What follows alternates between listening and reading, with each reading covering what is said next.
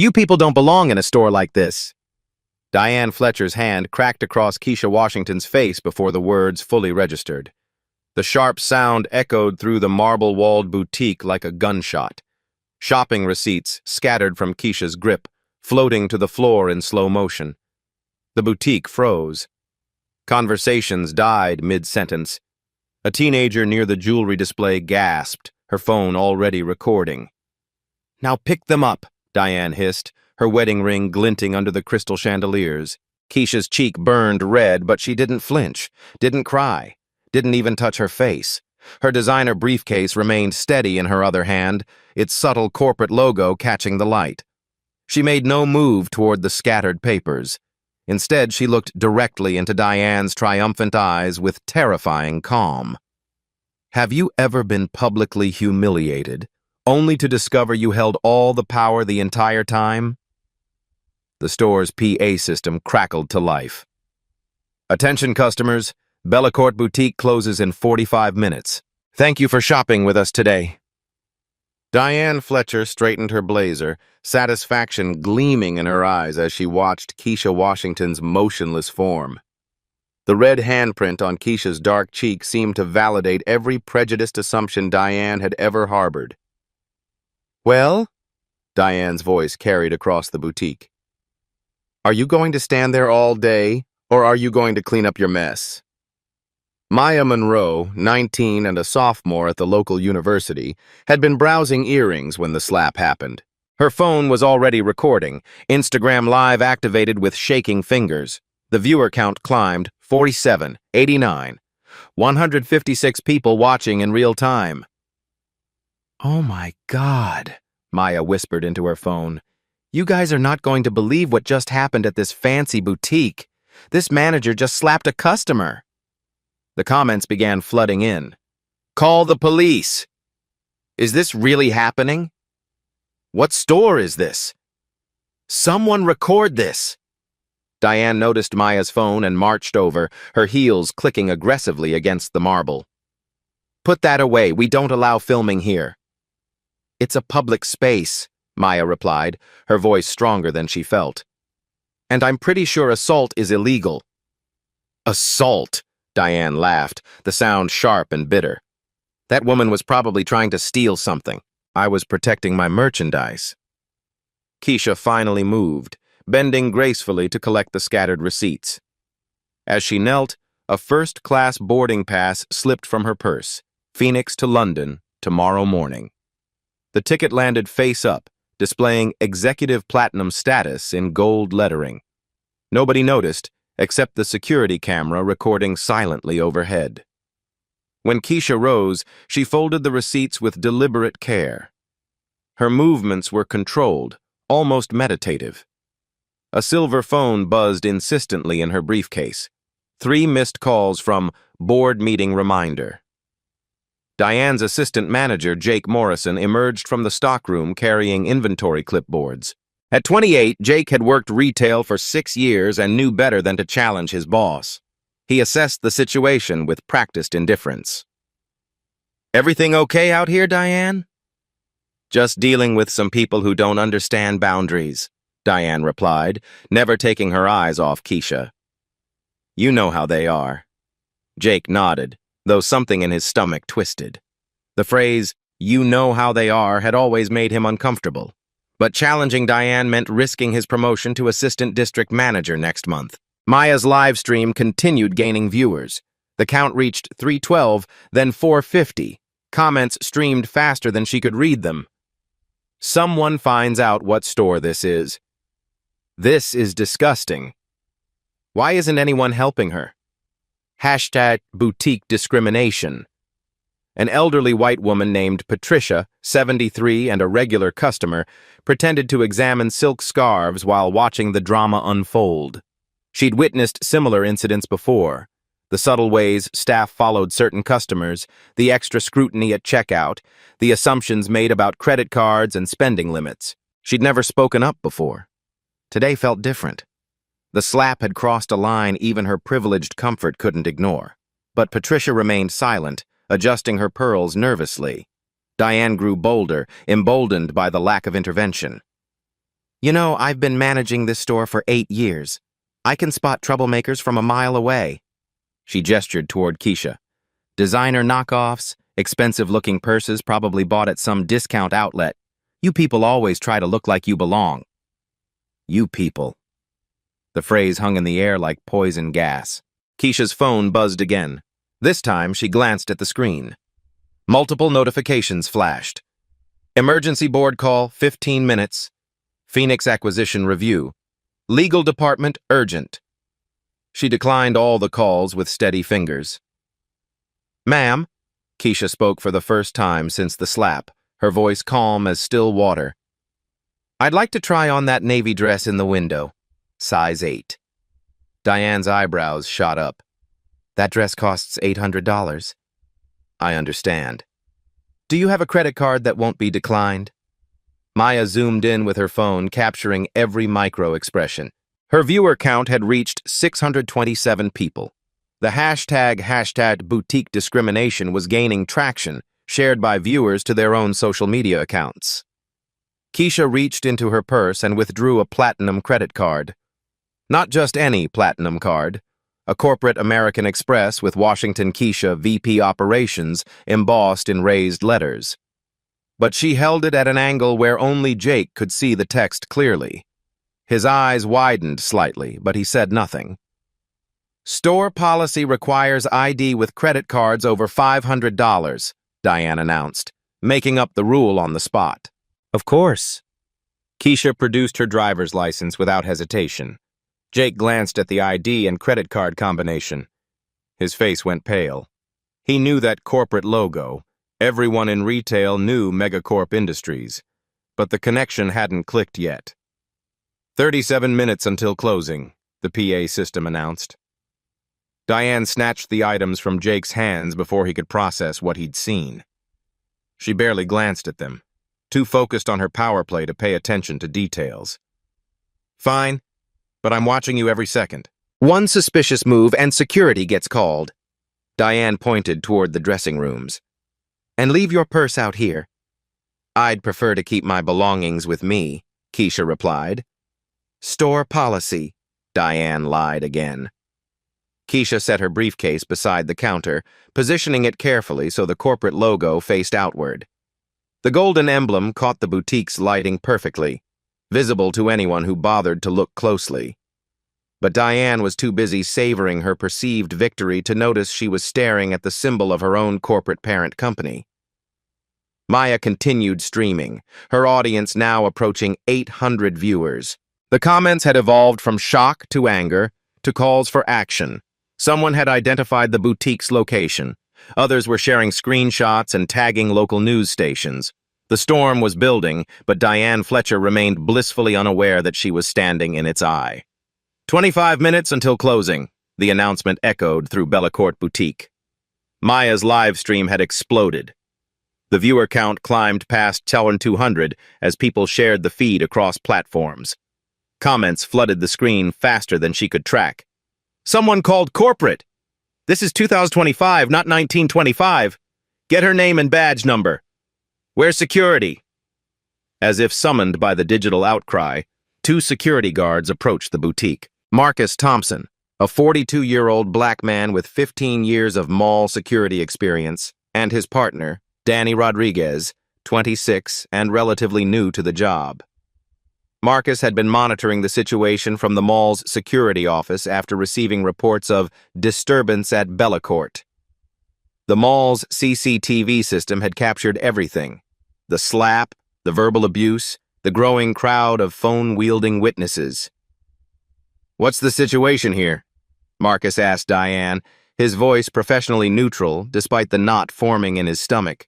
Diane's face lit up with vindication. Finally! This woman, she pointed at Keisha, has been causing problems.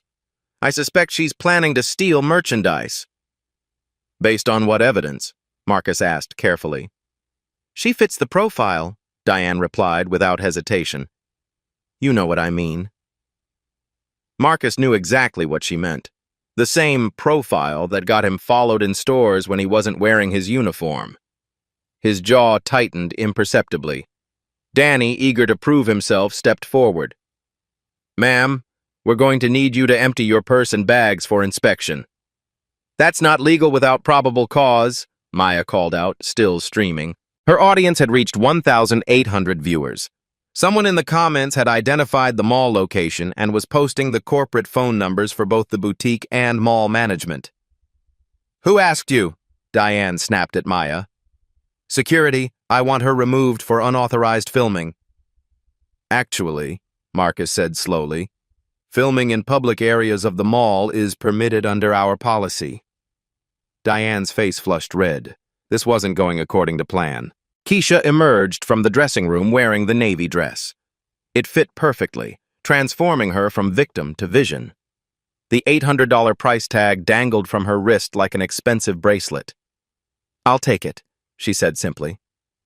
Let me see that credit card again, Diane demanded, sensing she was losing control of the narrative. Jake Morrison watched nervously as his boss spiraled. He'd been trying to recall where he'd seen that corporate logo on Keisha's briefcase. Something familiar nagged at him. A logo he'd seen in company memos, perhaps? Meanwhile, Patricia, the elderly customer, had moved closer. At 73, she'd witnessed enough injustice to recognize it clearly. Her phone trembled as she opened her camera app. She'd never used social media, but her granddaughter had shown her how to record videos. This is completely inappropriate, Patricia whispered to herself, but loud enough for others to hear. Diane heard her and whirled around. Ma'am, if you're not purchasing anything, I'll have to ask you to leave. We're very busy. I'm a customer, Patricia replied with the dignity she'd inherited from 3 generations of privilege. I've been shopping here for 5 years. Well, today you need to move along. The dismissal of an elderly white customer shocked even Jake. Diane was alienating everyone now. Maya's phone was getting hot from continuous streaming. Her audience had swelled to 2,400 viewers. The comments section had evolved into a real-time investigation. Found the corporate number 1-800-MEGACORP. Screenshot of the manager's name tag. Someone posted this on TikTok already. Local news has been tagged. A new notification appeared on Maya's stream. Channel 7 News is now watching. Keisha processed her payment with deliberate calm. The platinum card went through immediately. No holds, no verification calls, no declined transactions. The receipt printed with a soft mechanical whisper. Your total is $847.92 with tax, Jake announced, his voice barely above a whisper. Diane snatched the receipt before Keisha could take it. I need to verify this transaction. Verify what exactly? Keisha asked. Sometimes these cards are stolen. The accusation hung in the air like a toxic cloud. Even Danny, the junior security guard, looked uncomfortable. Marcus stepped closer, his hand moving to his radio. Ma'am, Marcus addressed Diane. You're making some serious allegations without evidence. I'm protecting my store, Diane shot back. It's my responsibility. Keisha's phone buzzed insistently. She glanced at the screen. Board emergency call, now. The caller ID showed Megacorp CEO office. She declined the call again. Is everything all right? Jake asked, noticing her phone's constant notifications. Just work, Keisha replied. Nothing that can't wait. The irony wasn't lost on her. She was declining calls from her own corporate headquarters while being accused of credit card fraud in a store her company was considering purchasing. Maya's live stream had become a phenomenon. The viewer count hit 3,200. Local news stations were monitoring the feed. The hashtag Bellacourt discrimination was trending regionally. Store security is detaining a black woman for suspicious credit card use, Maya narrated for her audience. She paid for an $800 dress, and they're treating her like a criminal. Turn that off right now, Diane demanded, pointing at Maya. No, Maya replied firmly. This is America. I have rights. Not in my store, you don't. Marcus intervened. Ma'am, she's in a public area of the mall. She has every right to film. Diane's authority was crumbling in real time, broadcasted to thousands of viewers. She needed to regain control. Danny, call mall management, Diane ordered. I want everyone removed except paying customers. Actually, a new voice interrupted, I'm mall management. Jennifer Walsh, the mall's assistant general manager, had arrived after receiving multiple calls about the incident. At 35, she'd climbed the retail management ladder by handling crises quickly and decisively. Ms. Fletcher, Jennifer continued, we need to discuss this situation immediately. Diane's face went white. Mall management involvement meant corporate reports, incident documentation, potential liability issues. There's no situation, Diane stammered. Just a routine transaction verification. That took 20 minutes? Jennifer glanced at her watch. For an approved credit card purchase? Maya captured every word, every facial expression, every moment of dawning realization on the faces around her. Her audience had grown to 4,100 viewers. The story was spreading beyond her stream now. Screenshots appearing on Twitter, clips being shared on Facebook, local Facebook groups buzzing with outrage. 15 minutes until closing, the PA announced. Keisha stood in the center of the chaos, wearing an $800 dress she'd legitimately purchased, holding a receipt for a completed transaction, surrounded by security guards, mall management, live streamers, and witnesses. The absurdity of the situation would have been comedy if it weren't so tragically familiar. Her phone buzzed again. This time she looked directly at the screen, making sure Jake could see it clearly. The caller ID read, Megacorp Board of Directors. Emergency session. Jake's eyes widened as the final piece clicked into place. Megacorp Industries, the parent company that owned 60% of the mall's retail space, the corporation that issued his paychecks. And this woman was declining their emergency calls. Ma'am, Jake whispered urgently to Keisha, I think you should probably take that call. Keisha looked at him with the first hint of a smile she'd shown all evening. You think so? The storm was about to break and Diane Fletcher was standing directly in its path. 10 minutes until closing. The announcement seemed to trigger something in Keisha Washington. She reached into her briefcase with deliberate precision and withdrew a business card holder, sleek black leather with gold trim. Marcus, she said, addressing the security guard by name, though he'd never introduced himself. I think you should see this. She handed him a single business card. Marcus glanced down, and his professional composure cracked. His eyes widened, then narrowed as he read the card twice. Danny leaned over to look, his mouth falling open. What's it say? Maya whispered to her live stream audience of 4,800 viewers. The comments were moving too fast to read. What's on the card? Zoom in! Tell us! Marcus looked up at Keisha, then at Diane, then back at the card. His voice came out strangled. Ma'am, this says you're Keisha Washington, Vice President of Retail Operations, Megacorp Industries, she finished calmly. The boutique fell silent except for the soft jazz playing through the speakers. Diane's face went through a spectrum of emotions, confusion, disbelief, then dawning horror. That's not possible. Megacorp? Jake Morrison's voice was barely a whisper. He knew that name. Every retail employee in the region knew that name. The corporate giant that owned shopping centers, retail chains, and entire commercial districts. Jennifer Walsh, the mall's assistant general manager, stepped forward. May I see that card? Marcus handed it over with shaking fingers. Jennifer examined it carefully. The corporate watermark, the embossed lettering, the holographic seal, the QR code that linked to Megacorp's executive directory. This is authentic, Jennifer whispered. Her face had gone ashen. Megacorp owned the mall management company that employed her. They owned 40% of the retail space in this entire shopping center. Jake Morrison felt his knees go weak. Megacorp Industries owned the parent company that operated Bellacourt Boutique. They owned the retail space, the security company, and ultimately issued his paychecks. This woman wasn't just any corporate executive. She was his boss's boss's boss. Maya's live stream exploded. The viewer count shot past 6,000 as people shared the stream frantically. Comments flooded in. She's a VP? Plot twist of the century. That manager is so fired. This is better than Netflix. Someone call TMZ. But Keisha wasn't finished. Not even close. She pulled out her phone and held it so everyone could see the screen. The lock screen was covered with notifications. 17 missed calls from Megacorp CEO office, 12 text messages from Board of Directors, 5 voicemails from Legal Department, Urgent, and 3 calls from Acquisition Team, Priority. "I've been declining emergency calls all evening," she said conversationally, scrolling through the missed calls.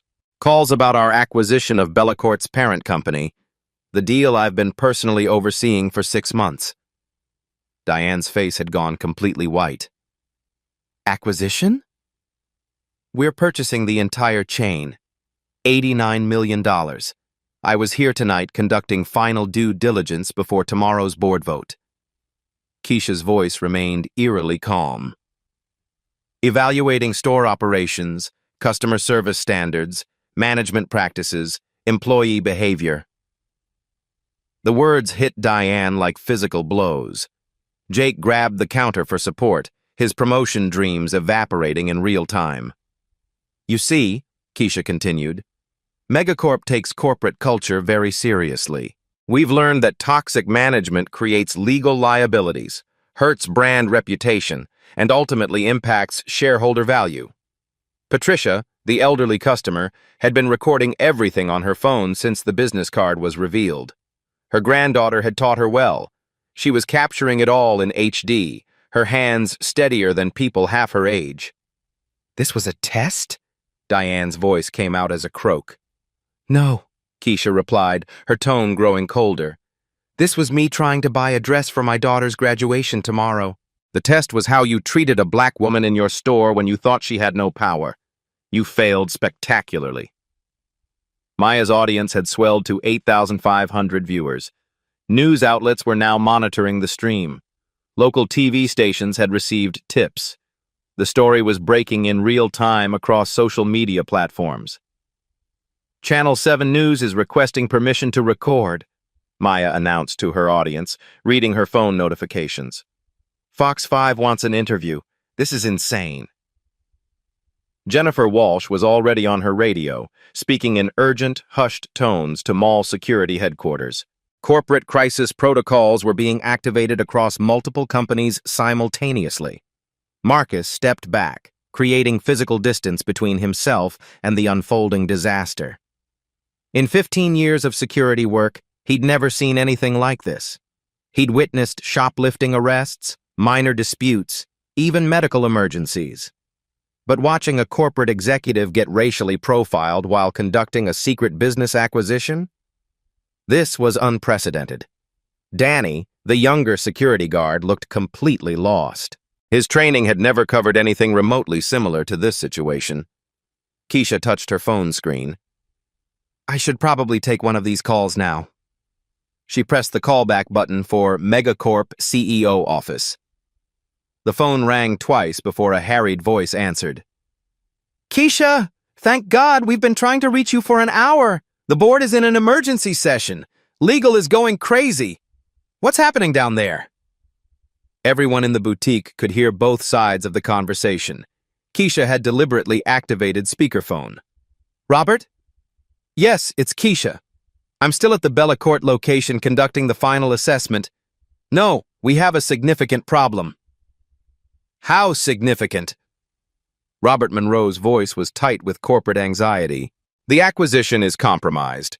We have a hostile environment liability issue, physical assault, racial discrimination, false accusations of theft, illegal detention, harassment of customers. Yes, all perpetrated by management. And yes, it's all been documented." Silence on the other end. "Robert, are you there?" "Jesus Christ, Keisha. Documented how?" "Live streamed. Going viral as we speak." Keisha glanced at Maya. "How many viewers now?" 11,000, Maya replied in amazement, watching the numbers climb in real time. 11,000 people watched employees of your potential acquisition target slap me across the face and accuse me of credit card fraud. The silence on the other end of the call was deafening. Jake could practically hear lawyers scrambling in the background. Robert, are you there? Jesus Christ, Keisha. Are you all right? Do you need medical attention? Legal is going crazy here. They're talking about lawsuit exposure, brand damage, SEC filing implications if this affects the acquisition. I'm fine, but we need emergency board consultation. This changes everything about the deal. Diane had sunk into a chair behind the counter, her face buried in her hands. Her 8 years of management experience were crumbling. Her authority was gone. Her career was over. The liability exposure is massive, Keisha continued into the phone, making sure everyone could hear. Discrimination lawsuits average $240,000 in settlements. But this isn't just about money. This is about corporate culture, brand reputation, and systemic issues that could cost millions. What's your recommendation? Robert's voice was tight with corporate panic. Complete management overhaul, immediate termination of staff involved, comprehensive sensitivity training for all employees, new policies, new oversight, new leadership, and that's just the beginning. Maya's viewers had grown to 13,200. The hashtag Bellacourt discrimination was trending nationally. Local news stations were dispatching crews to the mall. The story was spreading beyond social media into traditional news outlets. Or, Keisha continued, we walk away from the acquisition entirely. $89 million, 6 months of negotiations, but we protect our corporate reputation and avoid inheriting a toxic culture. The board is going to want a full report within the hour. They'll have it. But Robert? I need immediate authorization to handle this situation on the ground. The longer this live streams, the worse it gets for everyone involved. We're looking at potential class action lawsuits, EEOC investigations, and federal civil rights violations. You have full authority, whatever you need, just handle it. The stock price is already taking a hit from social media chatter. Thank you. I'll call you back in 20 minutes with a preliminary damage assessment. Keisha ended the call and looked around the boutique. Diane was crying quietly, her mascara streaking down her cheeks. Jake looked physically sick, probably calculating unemployment benefits. Marcus and Danny stood at attention like soldiers awaiting orders. Jennifer was frantically typing on her phone, probably alerting her own corporate chain about the crisis. Patricia approached slowly, her phone still recording. Excuse me, dear. I'm 73 years old and I've seen a lot of unfairness in my time. I lived through segregation, I saw the civil rights movement, I watched progress happen slowly, but I've never seen anyone handle injustice with such grace and power. Thank you, Keisha replied. Though I'm not finished yet. Maya's stream had become a phenomenon. 15,000 viewers and climbing. The comments had evolved from shock to awe to calls for justice. This is historic. She's handling this like a boss. Justice in real time. That manager picked the wrong woman. Black excellence. But Keisha had one more card to play. She opened her briefcase fully for the first time all evening. Inside, clearly visible to Maya's camera and the growing crowd of onlookers, were legal documents with Confidential Bellacourt Acquisition stamped across the top in red letters. Multiple file folders were visible. Due diligence report, financial assessment, management evaluation, and cultural integration plan. These are the purchase agreements, she explained calmly, pulling out a thick stack of papers. Signed by our board yesterday. The deal was supposed to close tomorrow morning at 9 a.m. pending my final operational assessment. She held up a single sheet of paper with the Megacorp letterhead. This is my assessment form. Under management quality and customer service standards, I had planned to write acceptable or needs improvement. Diane looked up from her hands, mascara streaking down her cheeks like war paint. Instead, Keisha continued, I'm writing hostile environment, immediate management restructuring required, and systematic discrimination, legal liability high. Recommend acquisition termination.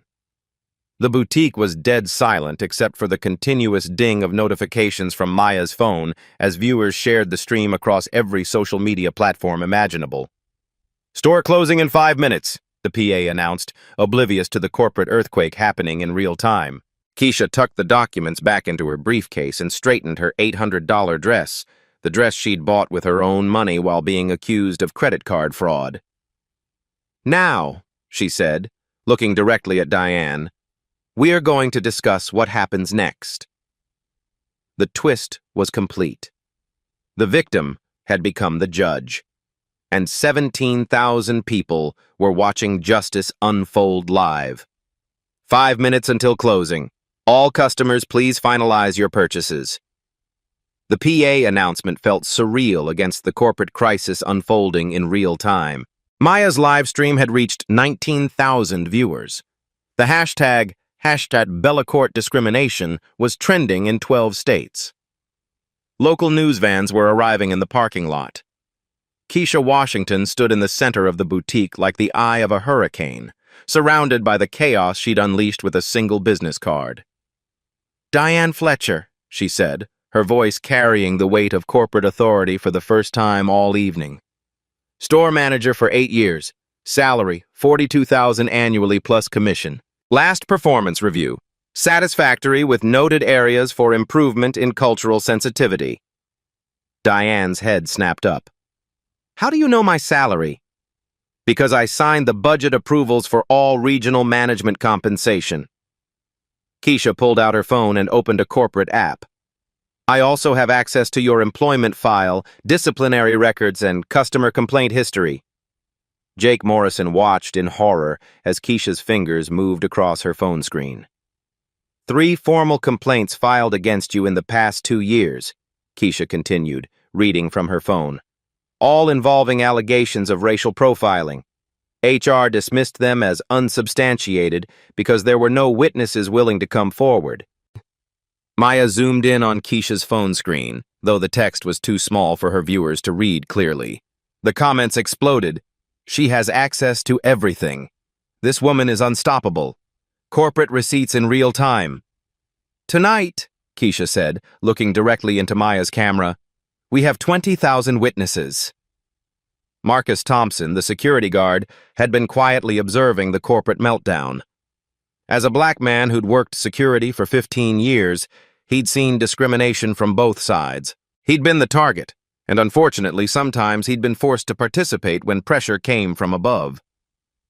"Ma'am," Marcus addressed Keisha carefully, "what do you need from mall security?"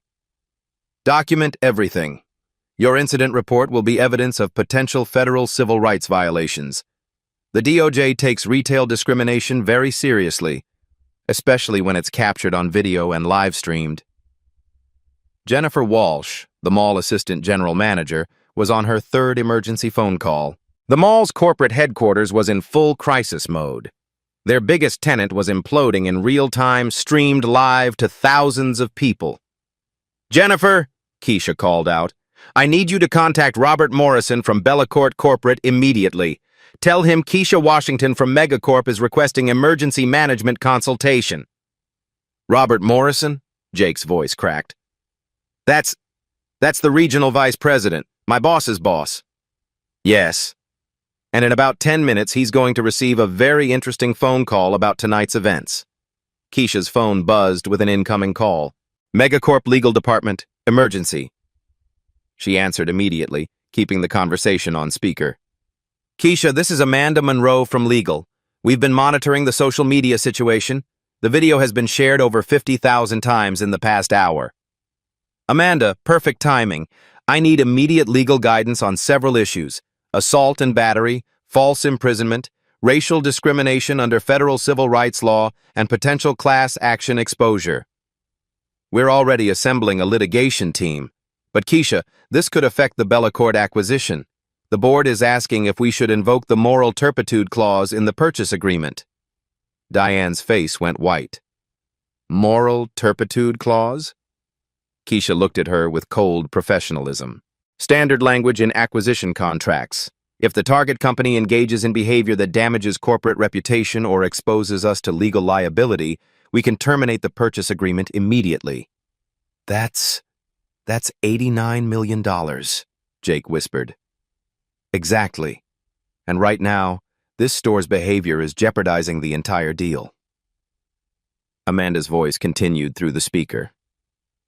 The social media team says the story is being picked up by major news outlets. CNN Business has reached out for comment.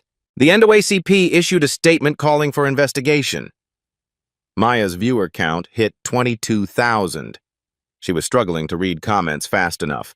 CNN is covering this. NAACP statement just dropped. This is national news now.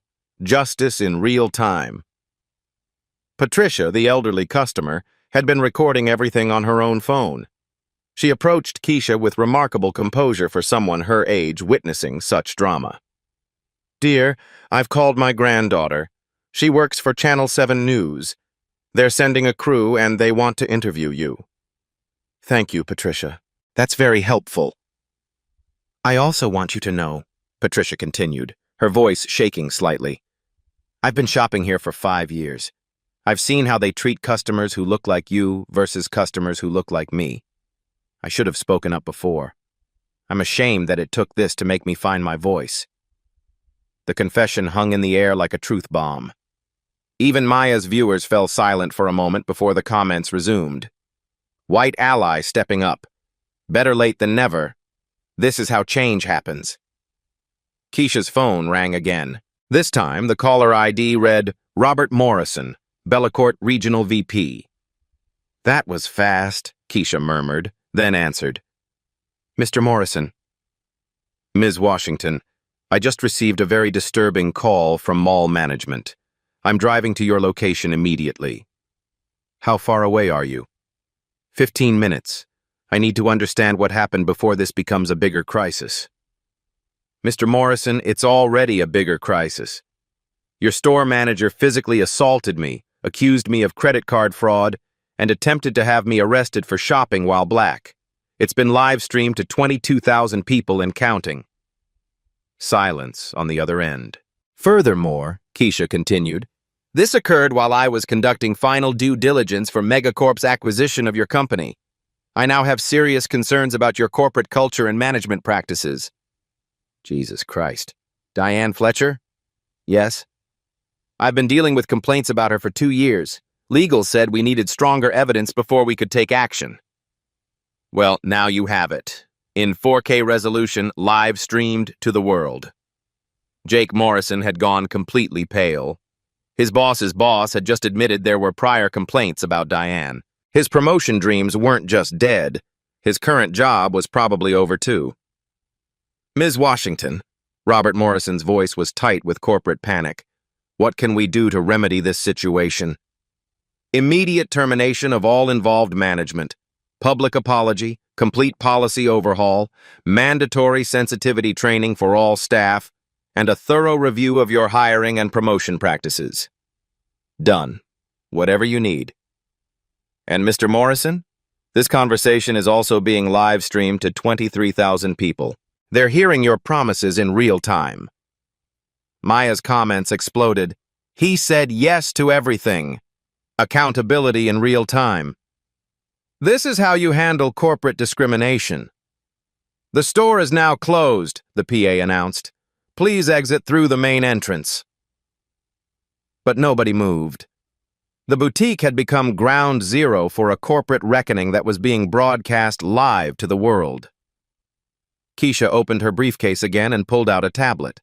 Her fingers moved quickly across the screen. I'm filing my preliminary acquisition assessment now, she announced to the room and to Maya's growing audience. Status: deal contingent on immediate management restructuring and comprehensive cultural reform. What does that mean for the employees? Jennifer asked, thinking about the hundreds of people who worked at Bellecourt locations. It means the good employees who treat customers with respect will keep their jobs. The ones who don't. Keisha looked directly at Diane. Won't. Diane finally found her voice. You can't do this. I have rights. I have a union. You have the right to face the consequences of your actions, Keisha replied calmly. You assaulted a customer, engaged in racial discrimination, and created a hostile environment. That's not union-protected behavior, that's criminal behavior. Marcus stepped forward. Ma'am, do you want to file formal assault charges? I can call the police to take a report. Keisha considered this for a moment. 24,000 people were watching her decision. Let's see what Mr. Morrison offers when he arrives. Corporate accountability can be more effective than criminal charges, if it's real accountability. Maya's viewers had grown to 25,000. The story was spreading beyond social media into mainstream news. This wasn't just about one incident in one store anymore. It had become a symbol of systemic change happening in real time. Mr. Morrison will be here in 10 minutes, Keisha announced, and then we'll see how serious Bellacourt is about change.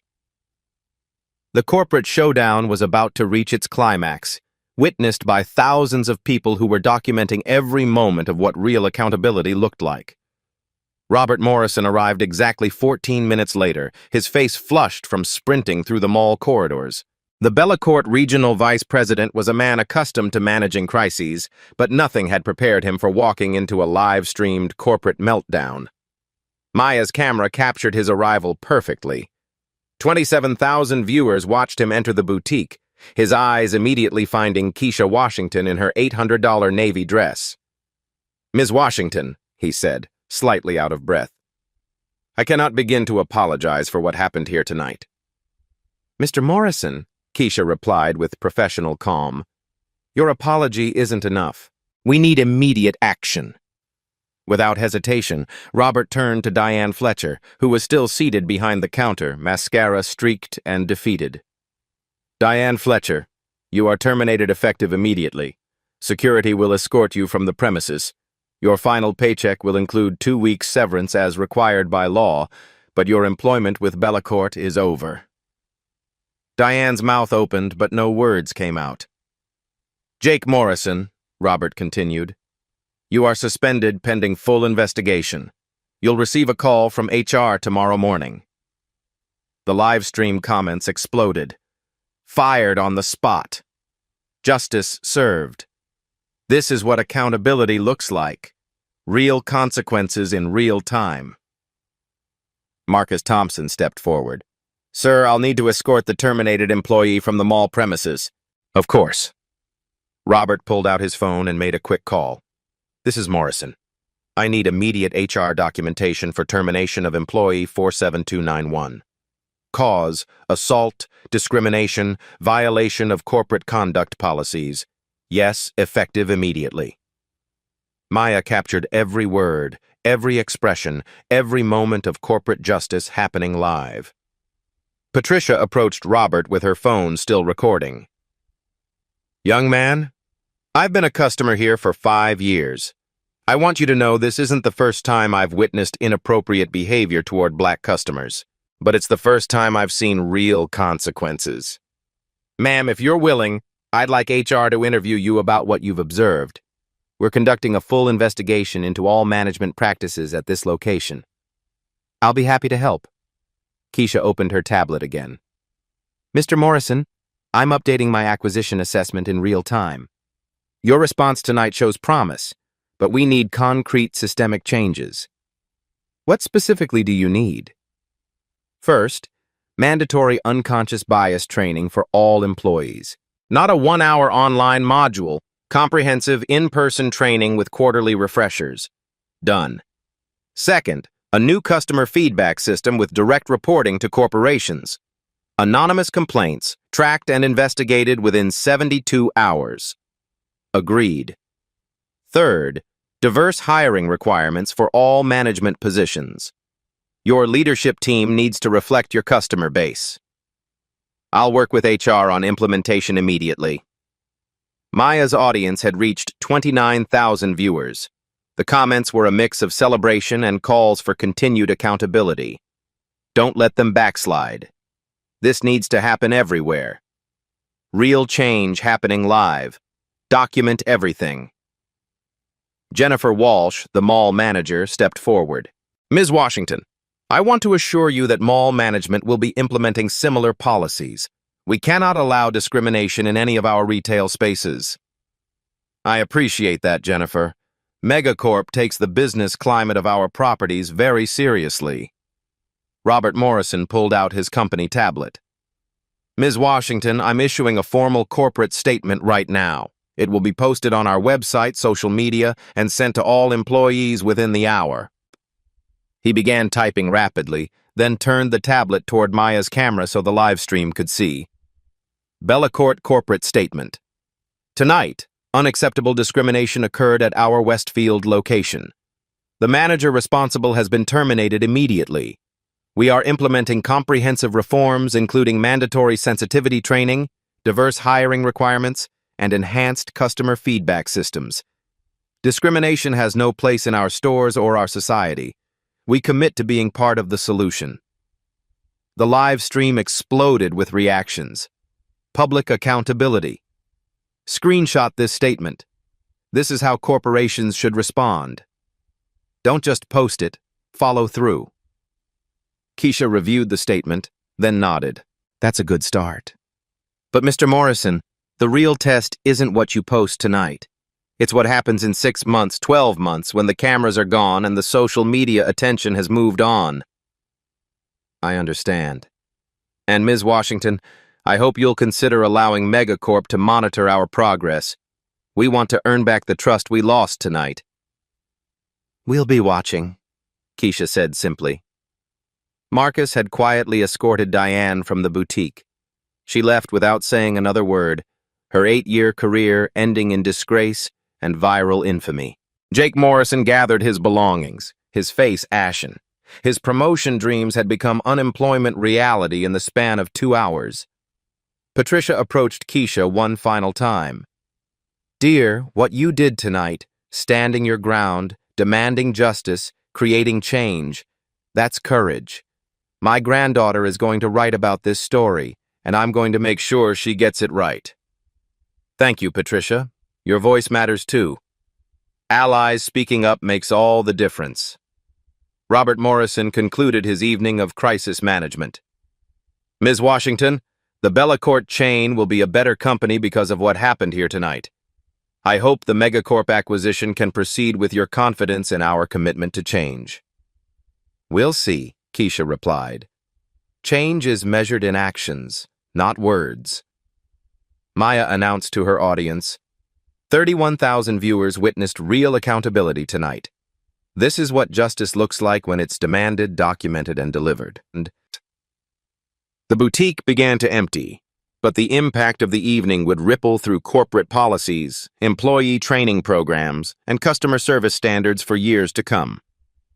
Real change had begun, live-streamed to the world, one honest conversation at a time.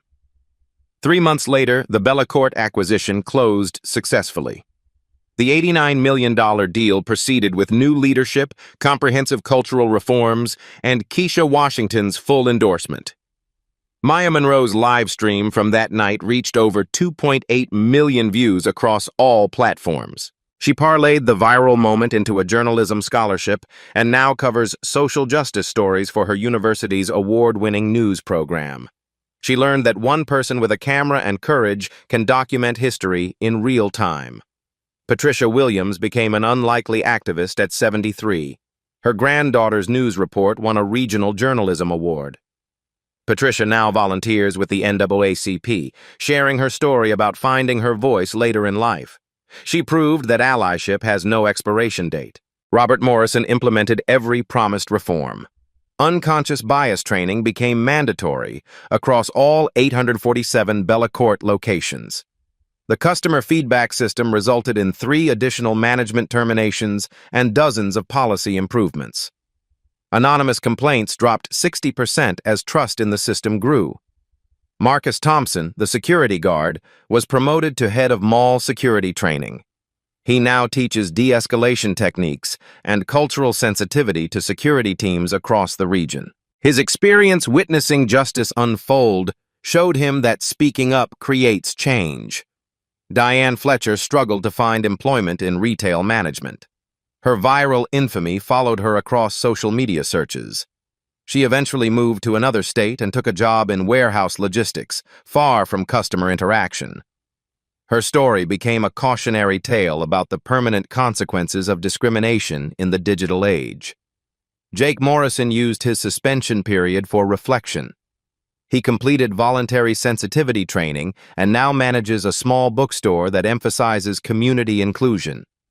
He learned that staying silent in the face of injustice makes you complicit.